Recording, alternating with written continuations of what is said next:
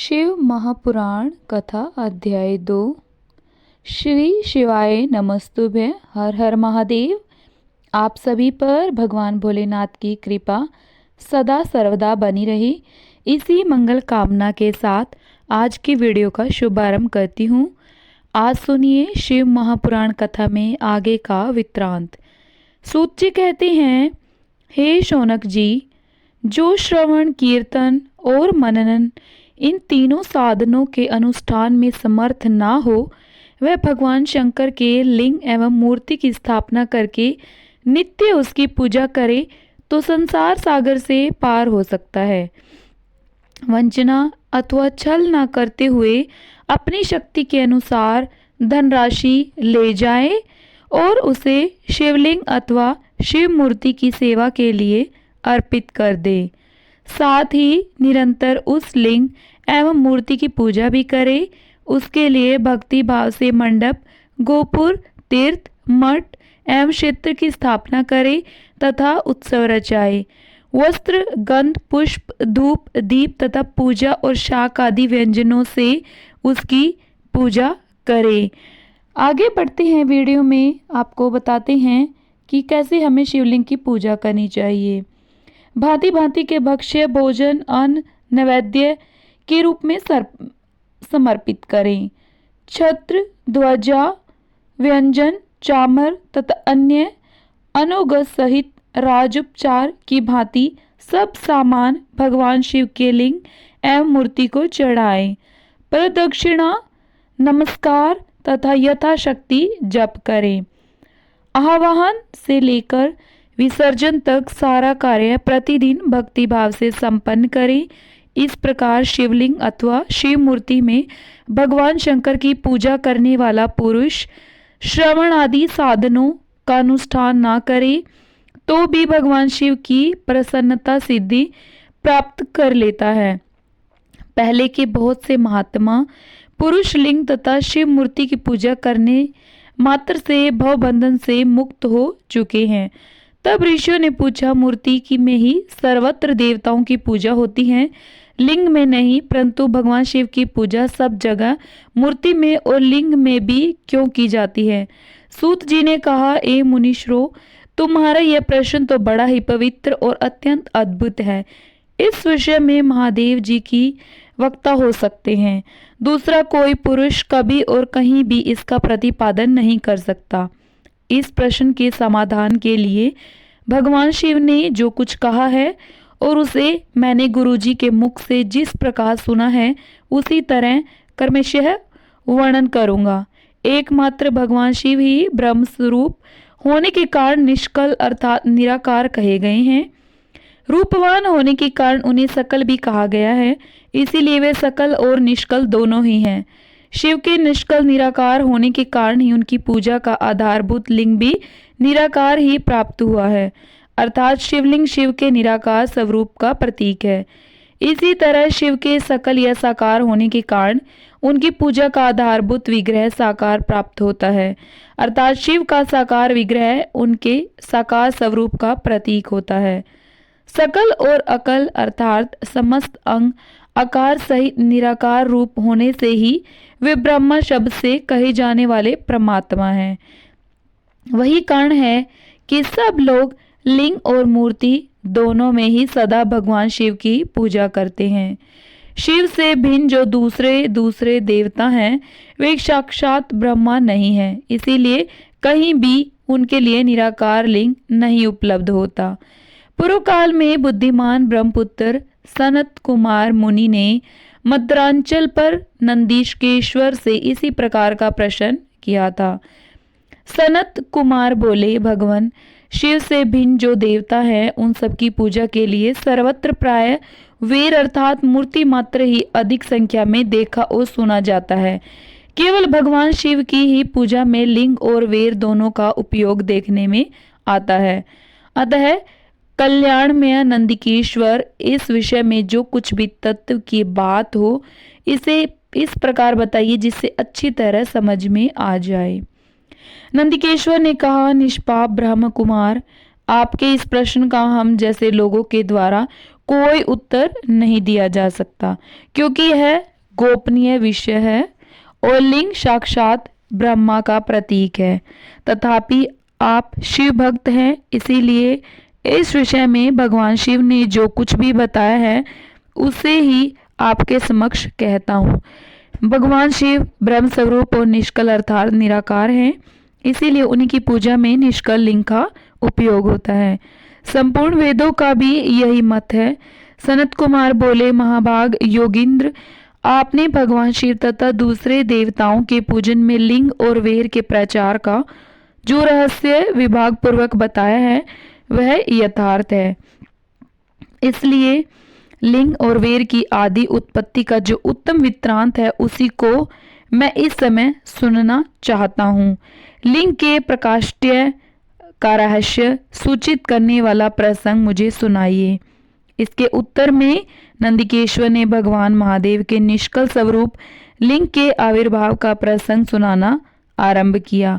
उन्होंने ब्रह्मा तथा विष्णु के विवाद, देवताओं की व्याकुलता एवं चिंता, देवताओं का दिव्य कैलाश शिखर पर गमन, उनके द्वारा चंद्रशेखर महादेव का सत्वन, देवताओं से प्रेरित हुए महादेव जी का ब्रह्मा और विष्णु के विवाद स्थल में आगमन तथा दोनों के बीच में निष्कल आदि अंतरहित भीषण अग्निस्त्रम के रूप में उनका आविर्भाव आदि प्रसंगों की कथा कही।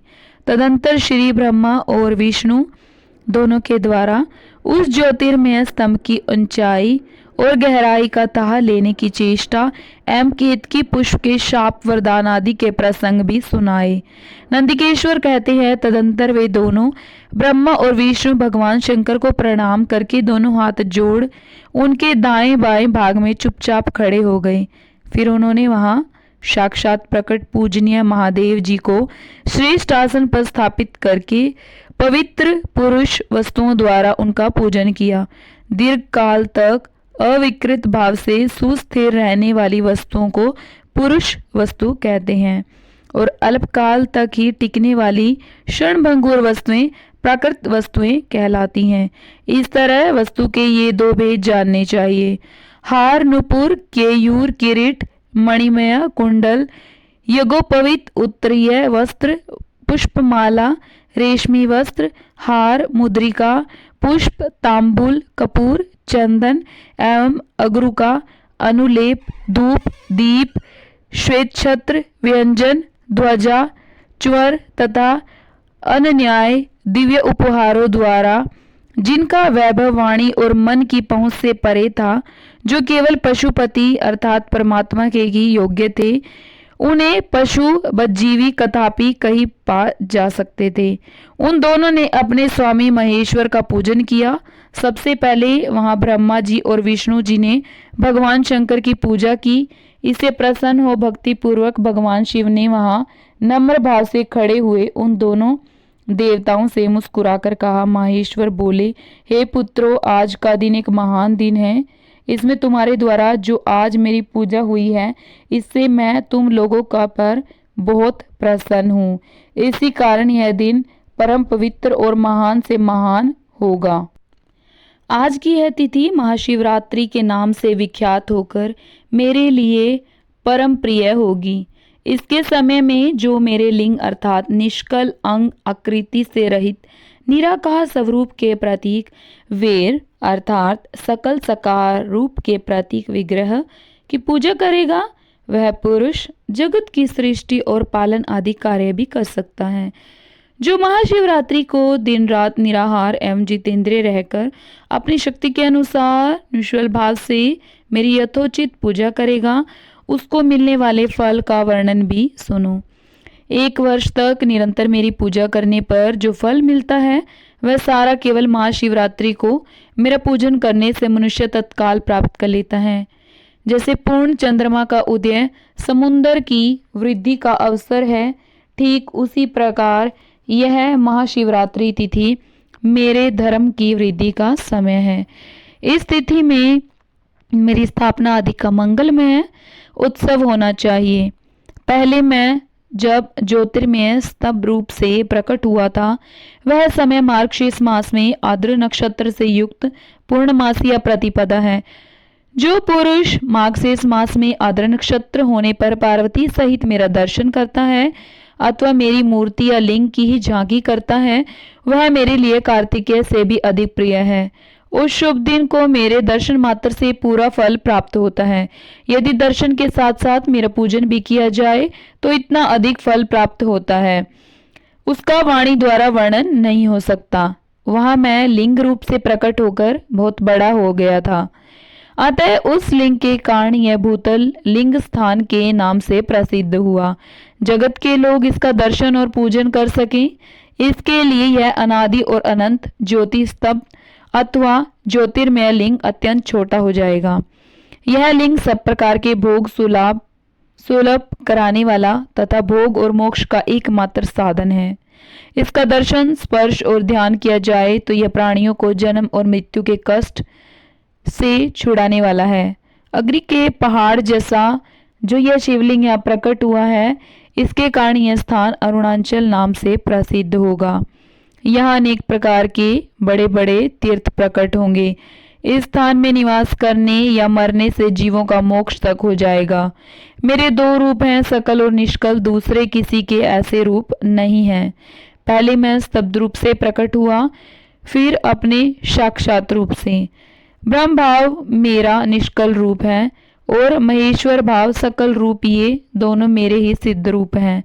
मैं ही पर ब्रह्म परमात्मा हूँ। कला युक्त और अकल मेरे ही सब रूप हैं। ब्रह्म रूप होने के कारण मैं ईश्वर भी हूँ। जीवों पर अनुग्रह आदि करना मेरा कार्य है। हे ब्रह्मा और केशव, मैं सबसे बृहत जगत की वृद्धि करने वाला होने के कारण ब्रह्मा कहलाता हूँ। सर्वत्र समरूप में स्थित और व्यापक होने से मैं ही सबका आत्मा हूँ। सर्ग से लेकर अनुग्रह तथा अर्थात आत्मा या ईश्वर से भिन्न जो जगत संबंधी 5 कृत्य हैं, वे सदा मेरे ही हैं।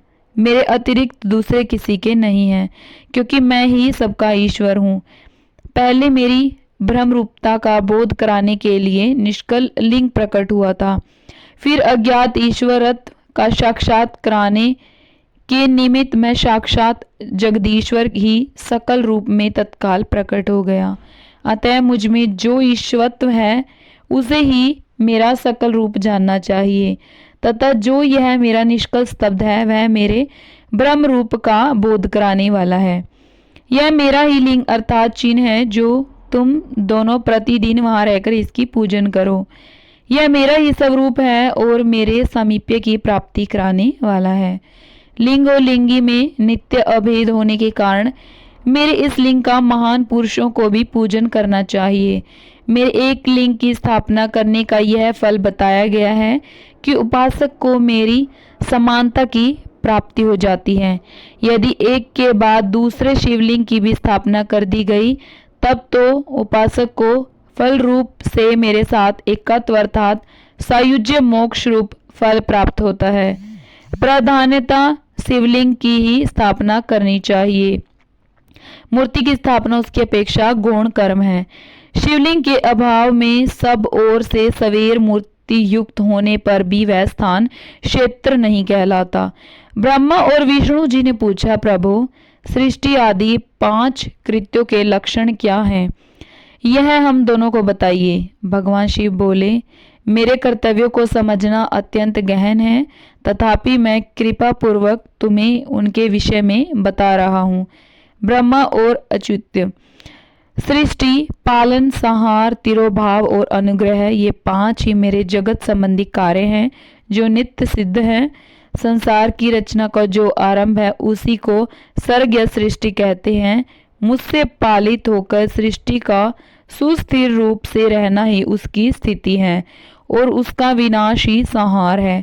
प्राणों के उत्क्रमण से तिरोभाव कहते हैं। इन सब से छुटकारा मिल जाना ही मेरा अनुग्रह है। इस प्रकार मेरे 5 कृत्य हैं। सृष्टि आदि जो 4 कृत्य हैं वे संसार का विस्तार करने वाले हैं।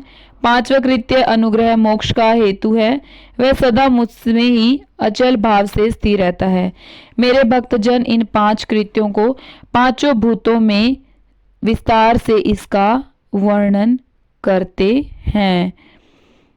मेरे भक्तजन इन पांचों कृत्यों को पांचों भूतों में देखते हैं। सृष्टि भूतल में, स्थिति जल में, संहार अग्नि में, तिरोभाव वायु में और अनुग्रह आकाश में स्थित हैं। पृथ्वी से सबकी सृष्टि होती है। आग सबको जला देती है, वायु सबको एक स्थान से दूसरे स्थान तक ले जाती है और आकाश सबको अनुग्रहित करता है। विद्वान पुरुषों को यह विषय इसी रूप में जानना चाहिए। इन पांच कृत्यों का भार वहन करने के लिए मेरे 5 मुख हैं, 4 दिशाओं में 4 मुख और इनके बीच में 5वां मुख है। पुत्रों, तुम दोनों ने तपस्या करके प्रसन्न हुए मुझ परमेश्वर से सृष्टि और स्थिति नामक 2 कृत्य प्राप्त किए हैं। ये दोनों तुम्हें बहुत प्रिय हैं। इसी प्रकार मेरी विभूति स्वरूप रुद्र और महेश्वर में 2 अन्य उत्तम कृत्य संहार और तिरोभाव मुझसे प्राप्त किए हैं, परंतु अनुग्रह नामक कृत्य दूसरा कोई नहीं पा सकता। रुद्र और महेश्वर अपने कर्म को भूले नहीं है, इसीलिए मैंने उनके लिए अपनी समानता प्रदान की है।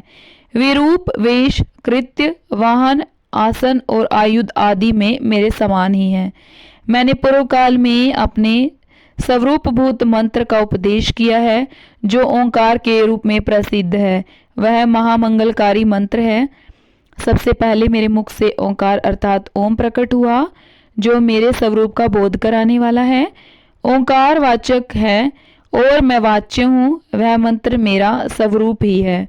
प्रतिदिन ओंकार का निरंतर स्मरण करने से मेरा ही सदा स्मरण होता है। मेरे उत्तरवर्ती मुख से अकार का, पश्चिम मुख से ऊकार का, दक्षिण मुख से मकार का, पूर्ववर्ती मुख से बिंदु का तथा मध्यवर्ती मुख से नाद का प्रकाट्य हुआ। इस प्रकार 5 अवयवों से युक्त ओंकार का विस्तार हुआ। इन सभी अवयवों से एकीभूत होकर वह प्रणव ओम नामक एक अक्षर हो गया। यह नाम रूपात्मक सारा जगत तथा वेद उत्पन्न स्त्री पुरुष वर्ण रूप दोनों कुल इस प्रणव मंत्र से व्याप्त हैं। यह मंत्र शिव शक्ति दोनों का बोधक है। इसी से पंचाक्षर मंत्र की उत्पत्ति हुई है। जो मेरे सकल रूप का बोधक है, वह अकार आदि क्रम से और मकार क्रम से क्रमशः प्रकाश में आया है। ओम नमः शिवाय यह पंचाक्षर मंत्र है। इस पंचाक्षर मंत्र से मात्र का वर्ण प्रकट हुए हैं, जो 5 भेद वाले हैं। ये 5 मूलभूत स्वर हैं तथा व्यंजन भी 5 वर्णों से युक्त 5 वर्ण वाले हैं। उसी से शिरोमंत्र सहित त्रिपदा गायत्री का प्रकाट्य हुआ है। उस गायत्री से संपूर्ण वेद प्रकट हुए हैं और उन वेदों से करोड़ों मंत्र निकले हैं। उन मंत्रों से भिन्न भिन्न कार्यों की सिद्धि होती है, परंतु इस प्रणव एवं पंचाक्षर से संपूर्ण मनोरथों की सिद्धि होती है। इस मंत्र समुदाय से भोग और मोक्ष दोनों की सिद्धि होते हैं। मेरे सकल रूप से संबंध रखने वाले सभी मंत्र राज साक्षात भोग प्रदान करने वाले और शुभ कारक अर्थात मोक्षप्रद हैं। नंदिकेश्वर कहते हैं, तदंतर जगदम्बा पार्वती के साथ बैठे हुए गुरुवर महादेव जी ने उत्तराभिमुख बैठे हुए ब्रह्मा और विष्णु को पर्दा करने वाले वस्त्र से आच्छादित करके उनके मस्तक पर अपना कर कमल रखकर धीरे धीरे उच्चारण करके उन्हें उत्तम मंत्र का उपदेश दिया। तंत्र मंत्र में बताई हुई विधि के पालन पूर्वक 3 बार मंत्र का उच्चारण करके भगवान शिव ने उन दोनों शिष्यों को मंत्र की दीक्षा दी। फिर उन शिष्यों ने गुरु दक्षिणा के रूप में अपने आप को ही समर्पित कर दिया और दोनों हाथ जोड़कर उनके समीप खड़े हो उन देवेश्वर जगत गुरु का सत्वन किया। ब्रह्मा और विष्णु बोले, प्रभु आप निष्कल रूप हैं, आपको नमस्कार है। आप निष्कल तेज से प्रकाशित होते हैं, आपको नमस्कार है। आप सबके स्वामी हैं, आपको नमस्कार है। आप सर्वात्मा को नमस्कार है अथवा सकल स्वरूप आप महेश्वर को नमस्कार है। आप प्रणव के वाचार्यात हैं, आपको नमस्कार है। आप प्रणव लिंग वाले हैं, आपको नमस्कार है। सृष्टि पालन संहार तिरोभाव और अनुग्रह करने वाले आपको नमस्कार है। आपके 5 मुख हैं, आप परमेश्वर को नमस्कार है। पंच ब्रह्म रूप 5 कृत्य वाले आपको नमस्कार है। आप सबके आत्मा हैं, ब्रह्मा हैं, आपके गुण और शक्तियां अनंत हैं, आपको नमस्कार है। आपके सकल और निष्कल 2 रूप हैं, आप सद्रु एवं शंभु हैं, आपको नमस्कार है। इन पदों द्वारा अपने गुरु महेश्वर की स्तुति करके ब्रह्मा और विष्णु ने उनके चरणों में प्रणाम किया।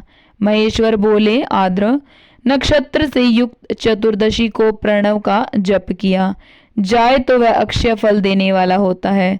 सूर्य की संक्रांति से युक्त महा आद्र नक्षत्र में एक बार किया हुआ प्रणव जप कोटि गुने जप का फल देता है। मृगशिरा नक्षत्र का अंतिम भाग तथा पुनर्वसु का आदिम भाग पूजा, होम और तर्पण आदि के लिए सदा आद्रा के समान ही होता है। यह जानना चाहिए, मेरा या मेरे लिंग का दर्शन प्रभात काल में ही प्रातः और संगव अर्थात मध्याह्न के पूर्व काल में करना चाहिए। मेरे दर्शन पूजन के लिए चतुर्दशी तिथि निषिद्ध व्यापिनी अथवा प्रदोष व्यापिनी लेनी चाहिए, क्योंकि परिवर्तनी तिथि से संयुक्त चतुर्दशी की ही प्रशंसा की जाती है। पूजा करने वालों के लिए मेरी मूर्ति तथा लिंग दोनों समान है, फिर भी मूर्ति की अपेक्षा लिंग का स्थान ऊंचा है। इसीलिए मुमुक्षु पुरुषों को चाहिए कि वे वेर अर्थात मूर्ति से भी श्रेष्ठ समझकर लिंग का ही पूजन करें। लिंग का ओमकार मंत्र से और वेर का पंचाक्षर मंत्र से पूजन करना चाहिए। शिवलिंग ही शिव स्वयं की स्थापना करके अपना अथवा दूसरों से भी स्थापना करवाकर उत्तम द्रव्यमान उपचारों में पूजा करनी चाहिए। इससे मेरा पद सुलभ हो जाता है। इस प्रकार उन दोनों शिष्यों को उपदेश देकर भगवान शिष्य वहीं अंतर्धान हो गए। ऋषियों ने पूछा, सूत जी, शिवलिंग की स्थापना कैसी करनी चाहिए, इसका लक्षण क्या है तथा उसकी पूजा कैसे करनी चाहिए, किस देश काल में करनी चाहिए और किस द्रव्य के द्वारा उसका निर्माण होना चाहिए। सूत जी ने कहा, महर्षियों, मैं तुम लोगों के लिए इस विषय का वर्णन करता हूँ, ध्यान देकर सुनो और समझो। अनुकूल एवं शुभ समय में किसी पवित्र तीर्थ में, नदी आदि के तट पर अपनी रुचि के अनुसार ऐसी जगह शिवलिंग की स्थापना करनी चाहिए जहाँ नित्य पूजन हो सके। पार्थिव द्रव्य से, जलमय द्रव्य से अथवा तेजस पदार्थ से अपनी रुचि के अनुसार कल्पोक्त लक्षणों से युक्त शिवलिंग का निर्माण करके उसकी पूजा करने से उपासक को उस पूजन का पूरा फल प्राप्त होता है। संपूर्ण शुभ लक्षणों से युक्त शिवलिंग की यदि पूजा की जाए तो वह तत्काल पूजा का फल देने वाला होता है। यदि चल प्रतिष्ठा करनी हो तो इसके लिए छोटा सा शिवलिंग अथवा विग्रह श्रेष्ठ माना जाता है, और यदि अचल प्रतिष्ठा करनी हो तो स्थूल शिवलिंग अथवा विग्रह अच्छा माना गया है। उत्तम लक्षणों से युक्त शिवलिंग की पीठ सहित स्थापना करनी चाहिए। शिवलिंग का पीठ मंडलाकार, गोल, चकोर, त्रिकोण अथवा खाट के पाए की भांति ऊपर नीचे मोटा और बीच में पतला होना चाहिए। ऐसा लिंग पीठ महान फल देने वाला होता है। पहले मिट्टी से, प्रस्तर आदि से अथवा लोहे आदि से शिवलिंग का करना चाहिए। जिस द्रव्य से शिवलिंग का निर्माण हो उसी से उसका पीठ भी बनाना चाहिए। यही स्थावर अचल प्रतिष्ठा वाले शिवलिंग की विशेष बात है। चल प्रतिष्ठा वाले शिवलिंग में ही लिंग और पीठ का एक ही उपादान होना चाहिए, किंतु बाण लिंग के लिए यह नियम नहीं है। लिंग की लंबाई निर्माणकर्ता या स्थापना करने वाले यजमान के 12 अंगुल के बराबर होनी चाहिए। ऐसे ही शिवलिंग को उत्तम कहा गया है। इससे कम लंबाई हो तो फल में कमी आ जाती है, अधिक हो तो कोई दोष की बात नहीं। चरलिंग में भी वैसा ही नियम है। उसकी लंबाई कम से कम कर्ता के 1 अंगुल के बराबर होनी चाहिए। उससे छोटा होने पर अल्प फल मिलता है, किंतु उससे अधिक होना दोष की बात नहीं है। यजमान को चाहिए कि वह पहले शिल्प शास्त्र के अनुसार एक विमान या देवालय बनवाए जो देवगणों की मूर्तियों से अलंकृत हो। उसका गर्भगृह बहुत ही सुंदर, सुदृढ़ और दर्पण के समान स्वच्छ हो। उसे 9 प्रकार के रत्नों से विभूषित किया गया हो। उसमें पूर्व और पश्चिम दिशा में 2 मुख्य द्वार हो।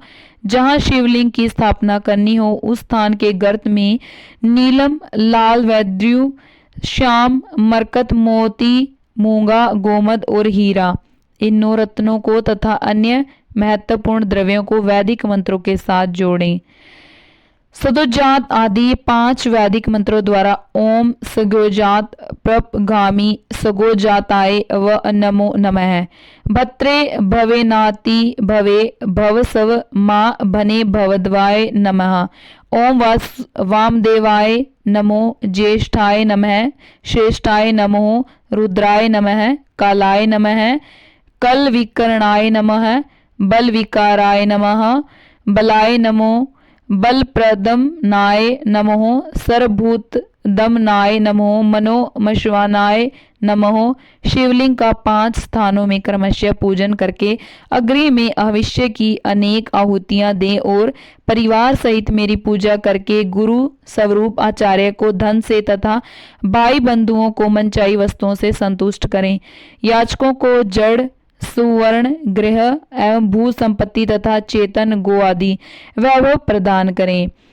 स्थावर जंगम सभी जीवों को यत्नपूर्वक संतुष्ट करके एक गड्ढे में सुवर्ण तथा 9 प्रकार के रत्न भरकर यदोजात आदि वैदिक मंत्रों का उच्चारण करके परम कल्याणकारी महादेव जी का ध्यान करें। तत्पश्चात नादघोष से युक्त महामंत्र ओंकार का उच्चारण करके उक्त गड्ढे में शिवलिंग की स्थापना करके उसे पीठ से युक्त करें। इस प्रकार पीठ युक्त लिंग की स्थापना करके उसे नित्य लेप से जोड़कर स्थिर करें। इसी प्रकार वहां परम सुंदर वेर अर्थात मूर्ति की भी स्थापना करनी चाहिए। सारांश यह है कि भूमि संस्कार आदि की सारी विधि जैसे लिंग प्रतिष्ठा के लिए कही गई है, वैसी ही वेर मूर्ति प्रतिष्ठा के लिए भी समझनी चाहिए। अंतर इतना ही है कि लिंग प्रतिष्ठा के लिए प्रणव मंत्र के उच्चारण का विधान, परंतु वेर की प्रतिष्ठा पंचाक्षर मंत्र से करनी चाहिए। जहां लिंग की प्रतिष्ठा हुई है वहां भी उत्सव के लिए बाहर सवारी निकालने आदि के निमित्त वेर मूर्ति को रखना चाहिए। वेर को बाहर से भी लिया जा सकता है, उसे गुरुजनों से ग्रहण करें। वाक्षर वेर वही लेने योग्य है जो साधु पुरुषों द्वारा पूजित हो। इस प्रकार लिंग में और वेर में भी की हुई महादेव जी की पूजा शिव पद प्रदान करने वाली होती है। स्थावर और जंगम के वेद से लिंग भी 2 प्रकार का कहा गया है। वृक्ष लता आदि को स्थावर लिंग कहते हैं और कृमि कीट आदि को जंगम लिंग। स्थावर लिंग की सिंचने आदि के द्वारा सेवा करनी चाहिए और जंगम लिंग को आहार एवं जल आदि देकर तृप्त करना उचित है। उन स्थावर जंगम जीवों को सुख पहुंचने में अनुरुक्त होना भगवान शिव का पूजन है, ऐसा विद्वान पुरुष मानते हैं। यों चराचर जीवों को ही भगवान शंकर के प्रतीक मानकर उनका पूजन करना चाहिए। इस तरह महालिंग की स्थापना करके विविध उपचारों द्वारा उसका पूजन करें। अपनी शक्ति के अनुसार नित्य पूजा करनी चाहिए तथा देवालय के पास ध्वजारोपण आदि करने चाहिए। शिवलिंग साक्षात शिव का पद प्रदान करने वाला है अथवा चरलिंग में षोडशोपचारों द्वारा यथोचित रीति से क्रमशः पूजन करें। पूजन भी शिव पद प्रदान करने वाला है। आवाहन, आसन, अर्घ्य, वाद्यांग, आचमन, अभ्यंग्य पूर्वक स्नान, वस्त्र एवं यज्ञोपवीत, गंध, पुष्प, धूप, दीप, नैवेद्य, तांबूल समर्पण, निराजन, नमस्कार और विसर्जन, ये 16 उपचार हैं। अथवा अर्घ्य से लेकर नैवेद्य तक विधिवत पूजन करें। अभिषेक, नैवेद्य, नमस्कार और तर्पण ये सब यथाशक्ति नित्य करें। इस तरह किया हुआ शिव का पूजन शिव पद की प्राप्ति कराने वाला होता है। अथवा किसी मनुष्य के द्वारा स्थापित शिवलिंग में, ऋषियों द्वारा स्थापित शिवलिंग में, देवताओं द्वारा स्थापित शिवलिंग में, अपने आप प्रकट हुए स्वयंभूलिंग में तथा अपने द्वारा नूतन स्थापित हुए शिवलिंग में भी उपचार समर्पण पूर्वक जैसे तैसे पूजन करने से या पूजन की सामग्री देने से भी मनुष्य ऊपर जो कुछ कहा गया है वह सारा फल प्राप्त कर लेता है। क्रमशः परिक्रमा और नमस्कार करने से भी शिवलिंग शिवपद की प्राप्ति कराने वाला होता है। यदि निम्र पूर्वक शिवलिंग का दर्शन मात्र कर लिया जाए तो वह भी कल्याण पद होता है। मिट्टी, आटा, गाय के गोबर, फूल, कनेर, पुष्प, फल, गुड़, मक्खन, भस्म अथवा अन्न से भी अपनी रुचि के अनुसार शिवलिंग बनाकर तदनुसार उसका पूजन करें। अथवा प्रतिदिन 10,000 प्रणव मंत्र का जप करें। अथवा दोनों संध्याओं के समय एक एक सहस्त्र प्रणव का जप किया करें। यह क्रम भी शिव पद की प्राप्ति कराने वाला है, ऐसा जानना चाहिए। जप काल में मकरांत प्रणव का उच्चारण मन की शुद्धि कराने वाला होता है। समाधि में मानसिक जप का विधान है तथा अन्य सब समय और उस पर निर्भर करते हैं। ऐसा जानना चाहिए, जप काल में मकरांत प्रणव का उच्चारण मन की शुद्धि करने वाला होता है। समाधि में मानसिक जप का विधान है तथा अन्य सब समय भी उपांशु जप अर्थात धीमे स्वर में उच्चारण करना जिसे दूसरा कोई सुन ना सके, ऐसे जप को उपांशु कहते हैं, ही करना चाहिए। नाद और बिंदु से युक्त ओंकार के उच्चारण को विद्वान पुरुष समान प्रणव कहते हैं। यदि प्रतिदिन आदर पूर्वक 10,000 पंचाक्षर मंत्र का जप किया जाए अथवा दोनों संध्याओं के समय एक एक सहस्त्र का ही जप किया जाए तो उसे शिवपद की प्राप्ति कराने वाला समझना चाहिए। ब्राह्मणों के लिए आदि में प्रणव से युक्त पंचाक्षर मंत्र अच्छा बताया गया है। कलश से किया हुआ स्नान, मंत्र की दीक्षा, मातृकाओं का न्यास, सत्य से पवित्र अंतःकरण वाला ब्राह्मण तथा ज्ञानी गुरु, इन सबको उत्तम माना गया है। द्विजों के लिए नमः शिवाय के उच्चारण का विधान है। द्विजेत्रों के लिए अंत में नमः पद के प्रयोग की विधि है, अर्थात वे शिवाय नमः इस मंत्र का उच्चारण करें। स्त्रियों के लिए भी कहीं कहीं विधि पूर्वक नमोंत्र उच्चारण का ही विधान है, अर्थात वे भी शिवाय नमः का ही जप करें। कोई कोई ऋषि ब्राह्मण की स्त्रियों के लिए नमः पूर्वक शिवाय के जप की अनुमति देते हैं, अर्थात वे नमः शिवाय का जप करें। पंचाक्षर मंत्र का 5 करोड़ जप करके मनुष्य भगवान सदाशिव के समान हो जाता है। 1, 2, 3 अथवा 4 करोड़ का जप करने से क्रमशः ब्रह्मा, विष्णु, रुद्र तथा महेश्वर का पद प्राप्त होता है। अथवा मंत्र में जितने अक्षर हैं उनका पृथक पृथक 1,00,000 जप करें, अथवा समस्त अक्षरों का एक साथ ही जितने अक्षर हों उतने लाख जप करें। इस तरह के जप को शिवपद की प्राप्ति कराने वाला समझना चाहिए। यदि 1000 दिनों में प्रतिदिन 1 सहस्त्र जप के क्रम से पंचाक्षर मंत्र का 10 लाख जप पूरा कर लिया जाए और प्रतिदिन ब्राह्मण भोजन कराया जाए तो उस मंत्र से अभीष्ट कार्य की सिद्धि होने लगती है। ब्राह्मण को चाहिए कि वह प्रतिदिन प्रातःकाल 1008 बार गायत्री का जाप करे। ऐसा होने पर गायत्री क्रमशः शिव का पद प्रदान करने वाली होती है। वेद मंत्रों और वैदिक सूक्तों का भी नियम पूर्वक जप करना चाहिए। वेदों का पारायण भी शिव पद की प्राप्ति कराने वाला है, ऐसा जानना चाहिए। अन्याय जो बहुत से मंत्र हैं, अनन्याय जो बहुत से मंत्र हैं, उनका भी जितने अक्षर हो उतने लाख जप करें। इस प्रकार जो यथाशक्ति जप करता है वह क्रमशः शिव पद अर्थात मोक्ष प्राप्त कर लेता है। अपनी रुचि के अनुसार किसी एक मंत्र को अपनाकर मृत्यु पर्यंत प्रतिदिन उसका जप करना चाहिए, अथवा ओम इस मंत्र का प्रतिदिन 1 सहस्त्र जप करना चाहिए। ऐसा करने से भगवान शिव की आज्ञा से संपूर्ण मनोरथों की सिद्धि होती है। जो मनुष्य भगवान शिव के लिए फुलवाड़ी या बगीचे आदि लगाता है तथा शिव के सेवा कार्य के लिए मंदिर में झाड़ने बुहारने आदि की व्यवस्था करता है, वह इस पुण्य कर्म को करके शिव पद प्राप्त कर लेता है। भगवान शिव के जो काशी आदि क्षेत्र हैं उनमें भक्ति पूर्वक नित्य निवास करें। वह जड़ चेतन सभी को भोग और मोक्ष देने वाला होता है। अतः विद्वान पुरुष को भगवान शिव के क्षेत्र में आमरण निवास करना चाहिए। पुण्य क्षेत्र में स्थित बावड़ी, कुआं और पोखरे आदि को शिव गंगा समझना चाहिए। भगवान शिव का ऐसा ही वचन है, जहाँ स्नान दान और जप करके मनुष्य भगवान शिव को प्राप्त कर लेता है। अतः मृत्यु पर्यंत शिव के क्षेत्र का आश्रय लेकर रहना चाहिए। जो शिव के क्षेत्र में अपने किसी मृत संबंधी का दाह दशा, मासिक श्राद्ध, सपिंडीकरण अथवा वार्षिक श्राद्ध करता है, अथवा कभी भी शिव के क्षेत्र में अपने पितरों को पिंड देता है, वह तत्काल सब पापों से मुक्त हो जाता है और अंत में शिव पद प्राप्त करता है। अथवा शिव के क्षेत्र में 7, 5, 3 या 1 ही रात निवास कर ले। ऐसा करने से क्रमशः शिव पद की प्राप्ति होती है। लोक में अपने अपने वर्ण के अनुरूप सदाचार का पालन करने से भी मनुष्य शिव को पद को प्राप्त कर लेता है। वर्णानुकूल आचरण से तथा भक्ति भाव से वह अपने सत्कर्म का अतिशय फल पाता है। कामना पूर्वक किए हुए अपने कर्म के अभीष्ट फल को शीघ्र ही पा लेता है। निष्काम भाव से किया हुआ सारा क्रम साक्षात शिव पद की प्राप्ति करने वाला होता है। दिन के 3 विभाग होते हैं, प्रातः, मध्याह्न और सायं। इन तीनों में क्रमशः एक एक प्रकार के क्रम का संपादन किया जाता है।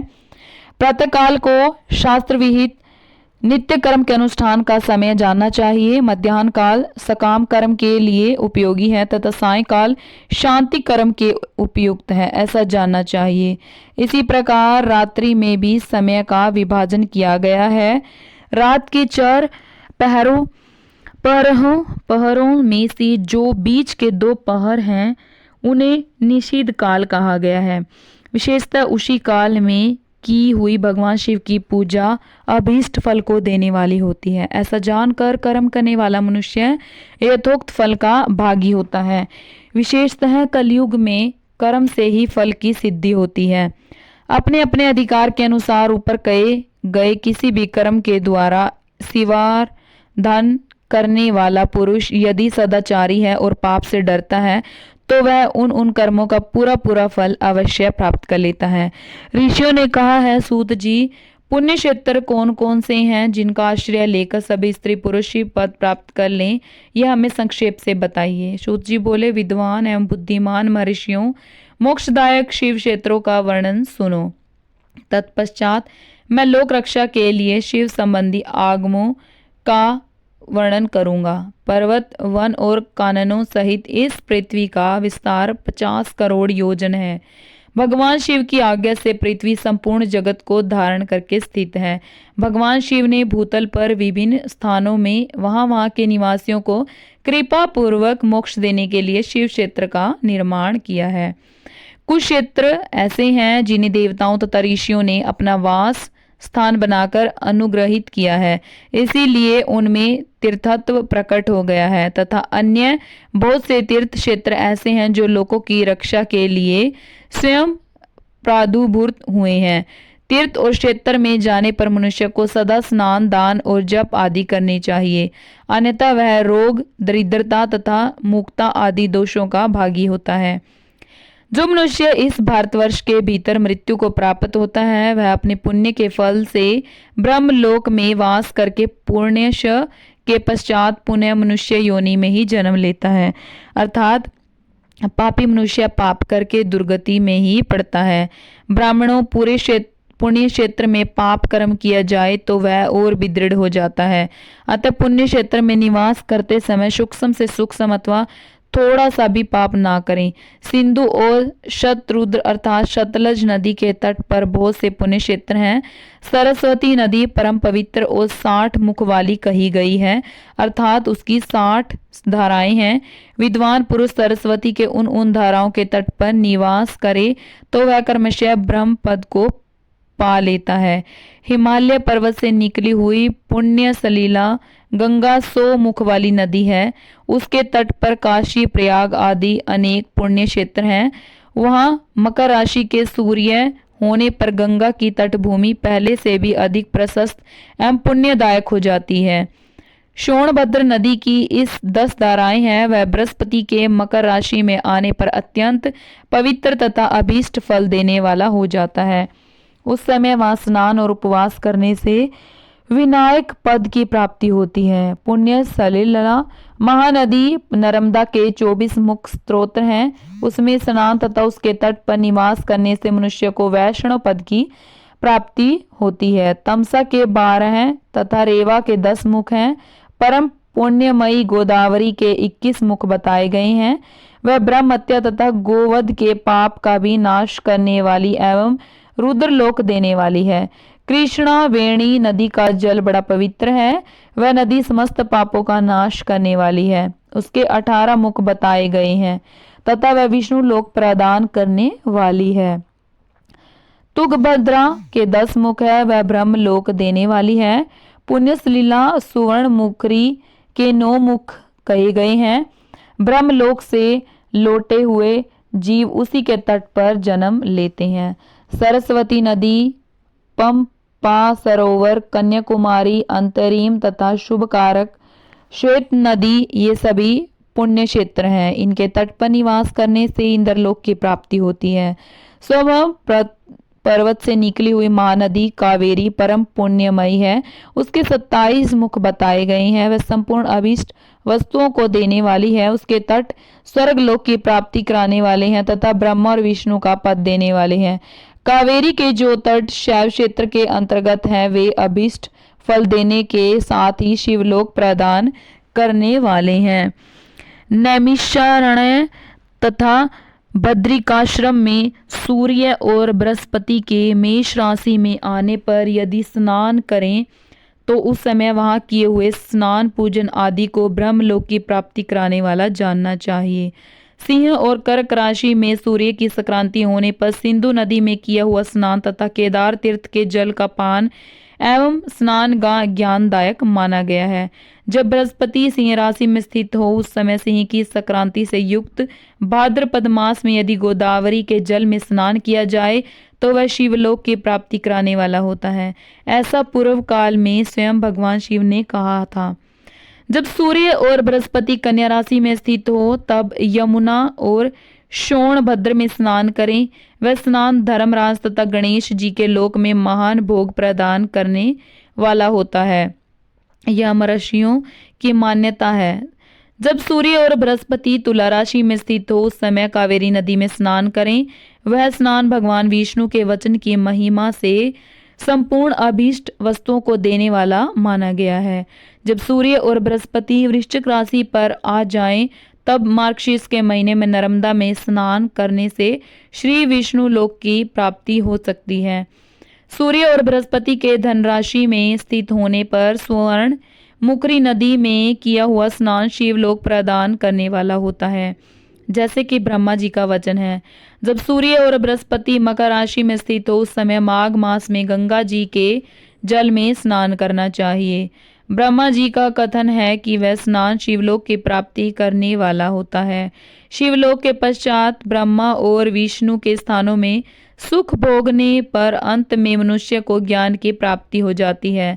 माघ मास में तथा सूर्य के कुंभ राशि में स्थित होने पर फाल्गुन मास में गंगा जी के तट पर किया हुआ श्राद्ध, पिंडदान अथवा तिलोक दान पिता और नाना दोनों कुलों के पितरों की अनेकों पीढ़ियों का उद्धार करने वाला माना गया है। सूर्य और बृहस्पति जब मीन राशि में स्थित हो तब कृष्णा वेणी नदी में किए गए स्नान की ऋषियों ने प्रशंसा की है। उन महीनों में पूर्वोक्त तीर्थों में किया हुआ स्नान इंद्रपद की प्राप्ति कराने वाला होता है। विद्वान पुरुष गंगा अथवा कावेरी नदी का आश्रय लेकर तीर्थवास करें। ऐसा करने से तत्काल किए हुए पाप का निश्चय ही नाश हो जाता है।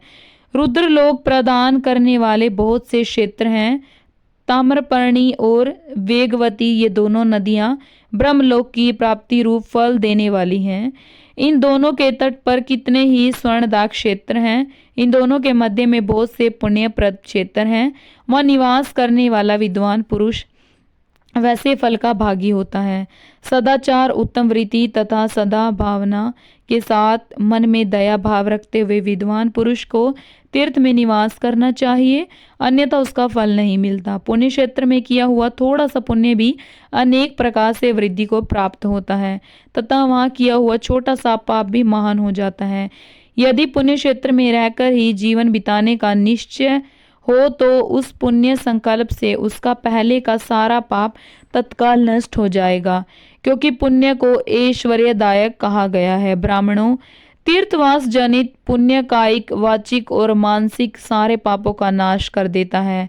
तीर्थ में किया हुआ मानसिक पाप वज्रलेप हो जाता है, वह कई कल्पों तक पीछा नहीं छोड़ता है। वैसा पाप केवल ध्यान से ही नष्ट होता है, अन्यथा नहीं।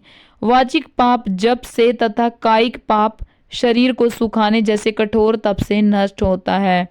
अतः सुख चाहने वाले पुरुष को देवताओं की पूजा करते और ब्राह्मणों को दान देते हुए पाप से बचकर ही तीर्थ में निवास करना चाहिए। तो आज का अध्याय यहीं समाप्त हुआ। फिर कल मिलते हैं अगली अध्याय के साथ। जय श्री कृष्णा, राधे राधे, हर हर महादेव। आपको हमारी वीडियो कैसी लगी हमें कमेंट में ज़रूर बताएं। जय श्री विष्णु, हर हर महादेव।